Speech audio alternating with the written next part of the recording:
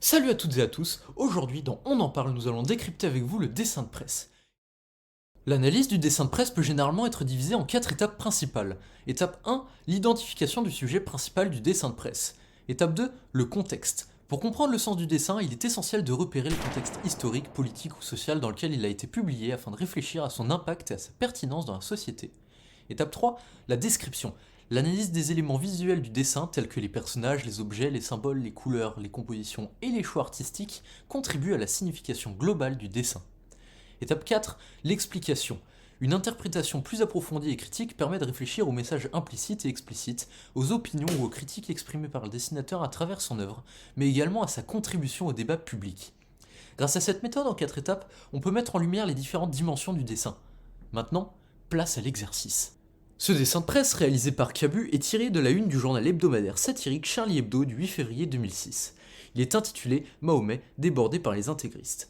Cette une très débattue fait référence à la controverse des caricatures de Mahomet publiées quelques mois auparavant par un journal danois. Ces dernières, considérées comme blasphématoires par certains musulmans, ont déclenché à travers le monde de nombreuses tensions. Sur ce dessin, nous pouvons voir Mahomet, le prophète de l'islam, recroquevillé sur lui-même, les mains sur les yeux en train de pleurer et de dire « C'est dur d'être aimé par des cons ». Dans une bulle, le message écrit en lettres capitales attire l'attention du lecteur. Le terme provocateur con déclenche une réaction émotionnelle immédiate attendrie par le fond rose du dessin. L'ensemble de la composition suscite une forme d'empathie pour le prophète. En représentant Mahomet de cette manière, Cabu met en lumière les conséquences de la liberté d'expression et le défi de concilier la critique des religions avec le respect des croyances religieuses. En utilisant l'expression être aimé par des cons, Cabu suggère que Mahomet est respecté et aimé par beaucoup de gens, mais également lui-même confronté à l'obscurantisme. En dépit de la véhémence des débats, le message du dessinateur demeure ici subtil. L'intégrisme blesse autant qu'il stigmatise la religion musulmane, et même son prophète le déplore. Ce second dessin de presse, réalisé par le cubain Marty Reyna, intitulé Regain de tension entre Israël et Hamas, a été publié sur le journal Le Monde le 19 avril 2022. Alors que les tensions entre le Hamas et l'armée israélienne s'amplifient après des heurts survenus sur l'esplanade des mosquées, le Conseil de sécurité de l'ONU est appelé à se réunir en urgence afin d'obtenir la décroissance des hostilités. Dans ce dessin, la situation explosive est symbolisée par la présence de deux missiles, l'un avec le symbole du Hamas et l'autre avec celui de l'Israël, posés sur un sol aride et ensanglanté. Des éléments graphiques propres à la paix y figurent. Une colombe en équilibre sur un fil reliant les deux missiles tient en son bec un rameau. Un bonhomme qui représente la Terre, visiblement conscient des enjeux en cours, est à genoux et implore de toutes ses forces la colombe de ne pas chuter.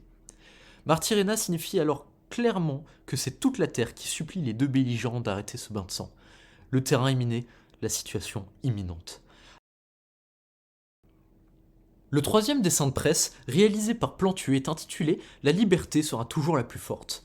Il a été publié le 9 janvier 2015 dans le journal Le Monde. Il répond à l'attentat perpétré par des terroristes islamistes le mercredi 7 janvier 2015 contre la rédaction du journal Charlie Hebdo, causant la mort de 12 personnes dont les dessinateurs Cabu, Charb, Honoré, Tinius et Wolinski. Aussitôt, des dizaines d'illustrations et de dessins de presse, autant d'appels au respect du droit sacré de la liberté d'expression, ont inondé les kiosques et les écrans du pays. En hommage au dessinateur décédé brutalement lors de cette tuerie, Plantu s'est saisi de sa meilleure arme, le crayon. Sur ce dessin dense en symboles et en nuances sombrées, la composition générale rappelle le tableau d'Eugène Delacroix, La liberté guidant le peuple. La mixité sociale et historique des personnages ancre le message dans un espace temporel universel.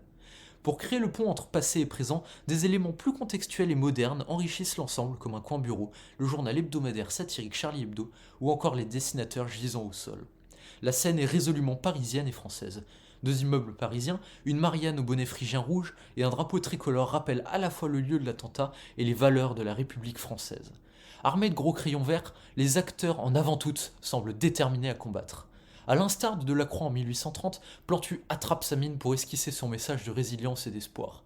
Malgré les attaques terroristes visant à réduire au silence la liberté d'expression, celle-ci demeure forte et indomptable.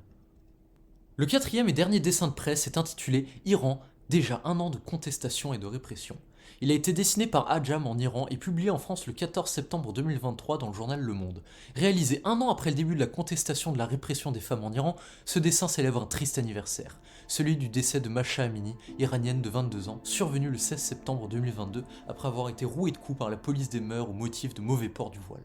Cet acte de cruauté inqualifiable avait été le point de départ de la contestation. Posé sur un fond bleu, ce dessin montre une femme giflant un homme.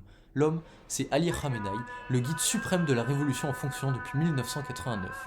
Il a une auréole au-dessus de sa tête qui caractérise son pouvoir. La femme représente toutes les femmes d'Iran qui luttent pour leur liberté. Sa coupe de cheveux au carré symbolise la modernité et l'occidentalité. Dans un mouvement partant de 2022 vers 2023, cette femme gifle violemment Ali Khamenei, illustrant le réveil de la contestation des femmes iraniennes face au régime. Ce dessin qui appelle à la mobilisation et à l'espoir encourage clairement les Iraniennes à continuer de secouer le régime religieux autoritaire et de s'emparer de leurs droits. Transcendant ce simple appel, le dessinateur va plus loin. Il faut sortir de l'indifférence, informer et alerter l'opinion publique sur les atteintes aux droits des femmes en Iran et partout dans le monde. Pour conclure, apprendre à lire un dessin de presse est un exercice qui nécessite recul et esprit critique, et ce, en classe comme dans notre quotidien. L'ensemble de ces dessins nous montre ô combien ils sont des moyens d'expression puissants. Malheureusement, dans le monde, la censure sévit chaque minute. De nombreux organismes veillent et alertent sur la fragilité de ce moyen d'expression tels que Reporters sans frontières ou Cartooning for Peace.